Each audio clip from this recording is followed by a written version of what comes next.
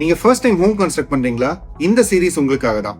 பில்டிங்கோட construction approval வாங்கும்போது நீங்க பண்ணக்கூடிய 3 முக்கியமான தப்பு என்னங்கறத இந்த வீடியோல பார்ப்போம். ஃபர்ஸ்ட் விஷயம், அப்ரூவல் அப்படிங்கிறது ஒரு ஃபார்மாலிட்டி தானே நீங்க நினைச்சீங்கன்னா அது ரொம்ப பெரிய தப்பு.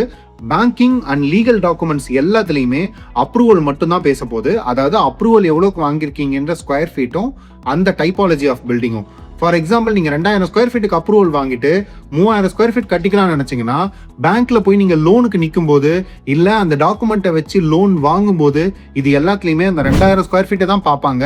எக்ஸ்ட்ரா நீங்க கட்டியிருக்க 1000 ஸ்கொயர் ஃபீட் உங்களோட ஓன் ரிஸ்க் தான்.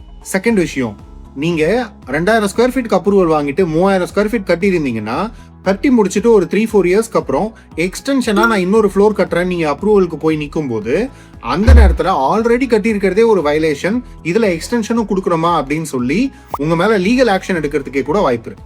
தேர்ட் விஷயம், இந்த மாதிரி அப்ரூவலை தாண்டி எக்ஸ்ட்ராவா கட்டுறது யாருக்கு தெரிய போகுது அப்படின்னு நீங்க நினைச்சீங்கன்னா அதுக்கு நீங்களே தான் சாட்சி.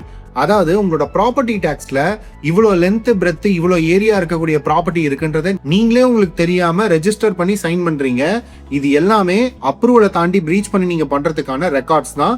இது என்னைக்கா இருந்தாலும் பேக் ஃபயர் ஆகிறதுக்கான வாய்ப்பு இருக்கு.